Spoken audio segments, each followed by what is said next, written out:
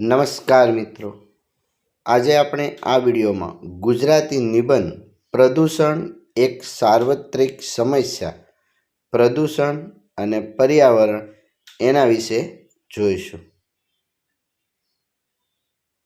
પર્યાવરણની સલામતી એ દરેક વ્યક્તિની સૌથી પહેલી જવાબદારી છે.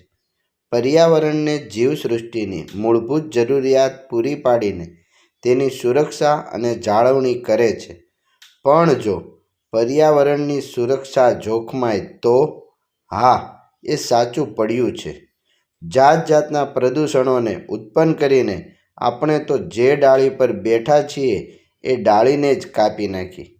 જગતની મુખ્ય સમસ્યાઓ વસ્તી વધારો, ગરીબી, બેકારી, આતંકવાદ છે. પણ સૌમાં માથું ઉચકતી ગંભીર સમસ્યા કોઈ હોય તો તે છે સર્વવ્યાપી પ્રદૂષણ. ભારતમાં પ્રદૂષણ ચિંતાજનક રીતે વધી રહ્યું છે. આધુનિક યુગમાં જિંદગી વધારે આરામદાયક બની છે, સુખ સગવડ વધી છે, ઓછા સમયમાં વધારે ઝડપથી કાર્ય કરવા વિવિધ મંત્રોનો ઉપયોગ થયો છે. પરંતુ તેની સાથે આ સમસ્યાઓનો સામનો પણ કરવો પડશે. પ્રદૂષણની સમસ્યા આપણા અસ્તિત્વ માટે જોખમકારક પુરવાર થાય તેવું લાગે છે. 20મી સદીમાં થયેલી ઔદ્યોગિક ક્રાંતિને પરિણામે અનેક ઉદ્યોગ ધંધા સ્થપાયા છે. આ ઉદ્યોગોમાં સારા ઝેરી પદાર્થો ઉત્પન્ન થયા કરે છે. તેની સાથે વાહન વ્યવહાર પણ ખૂબ વધી ગયો છે.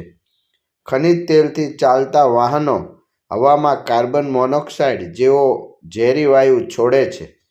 આથી હવામાં કાર્બન મોનોક્સાઇડનું પ્રમાણ વધી જાય છે. વળી વાહનોને લીધે અવાજનું પ્રદૂષણ પણ ઘણું વધવા પામ્યું છે. કૃષિ ક્ષેત્રે રાસાયણિક ખાતર તેમજ ઝેરી જંતુનાશક દવાનો ઉપયોગ વધ્યો હોવાથી અનાજ અને શાકભાજી પણ પ્રદૂષિત બન્યા છે અને જમીનની ફળદ્રુપતા ઘટી છે. વળી રાસાયણિક કારખાનામાંથી ઘણીવાર ઝેરી ગેસનું ગળતર થાય છે અને તેનાથી ભયંકર દુર્ઘટના સર્જાય છે. ઈસવીસન 1984માં ભોપાલમાં આવી દુર્ઘટના સર્જાઈ હતી. રસાયણોના કારખાના ધરાવતા શહેરમાં કોઈ પણ સમયે દુર્ઘટના સર્જવાનો સતત ભય રહે છે.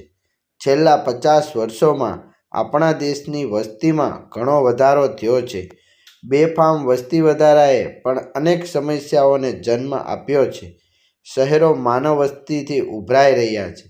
શહેરમાં અનેક લોકો ગંદી ઝૂંપડપટ્ટીમાં બદતર હાલતમાં જીવન ગુજારે છે.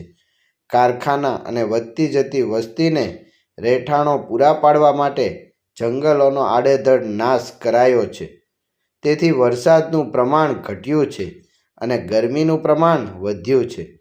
કારખાનાનું દૂષિત પાણી નદીઓ કે સાગરમાં વસતા જળચર પ્રાણીઓનું જીવન પણ જોખમમાં મુકાઈ ગયું છે અને પીવા માટેના શુદ્ધ પાણીની અછત સર્જાય છે. 20મી સદીમાં 2 વિશ્વયુદ્ધ થયા હતા. તેમાં અણુબોમ્બનો પણ ઉપયોગ થયો હતો. જાપાનના હિરોશિમા અને નાગાસાકી જેવા શહેરોનો સંપૂર્ણપણે નાશ થઈ ગયો અને 75,000 માણસો મૃત્યુ પામ્યા. ત્યાર પછી સંયુક્ત રાષ્ટ્ર યુનોની સ્થાપના થતાં કોઈ પણ દેશ અન્ય દેશ પર હુમલો ન કરે અને તેમાં પણ અણુબોમ્બનો ઉપયોગ તો ન જ કરે તે માટે યુનો દ્વારા ભારે પ્રયાસો થઈ રહ્યા છે. પરંતુ આજે તો પ્રદૂષણ જ અણુબોમ્બ જેવું ભયજનક બની ગયું છે. પ્રદૂષણને લીધે આજે એવી સ્થિતિનું નિર્માણ થયું છે કે બોમ્બ ઝીક્યા વગર પણ માનવી પ્રદૂષણના કારણે રીબાઈને કમોતે મૃત્યુ પામે છે. હવા, પાણી, અવાજ અને ઝેરી ગેસના પ્રદૂષણને લીધે આજે માનવ જીવન ભયમાં મુકાયું છે. આ ભય ઘટાડવાના ઉપાયો પણ કરવામાં આવી રહ્યા છે. 5મી જૂન પર્યાવરણ દિન તરીકે ઉજવવામાં આવે છે. વળી દર વર્ષે વૃક્ષારોપણ દિન પણ ઉજવવામાં આવે છે. હવા, પાણી અને અવાજનું પ્રદૂષણ ઘટે તેવા ઉપાયોની લોકોમાં પ્રચાર કરવામાં આવે છે. ઠેર ઠેર વૃક્ષો વવાય, તેની માવજત થાય અને બિનજરૂરી રીતે વૃક્ષો કપાય નહીં તેની તકેદારી રાખવામાં આવે છે. કારખાના વસ્તીથી દૂર ખસેડાઈ રહ્યા છે. વળી જંગલો વધારવાના પ્રયાસો પણ કરવામાં આવે છે. વાહનોના ધુમાડાનું પ્રદૂષણ ઘટાડવા પીયુસી મેળવવાનું પણ ફરજિયાત બનાવવામાં આવ્યું છે. પરમાણુ શસ્ત્રોનો નાશ કરવા માટે પણ ગંભીરતાથી વિચારણાઓ થઈ રહી છે. પ્રદૂષણ ઘટાડવાના ઉપાયોમાં સૌ કોઈ સહકાર આપીએ, નહીંતર પ્રદૂષણરૂપી રાક્ષસ આપણને વિના શસ્ત્રે મોતને ઘાટ ઉતારી દેશે. આભાર મિત્રો.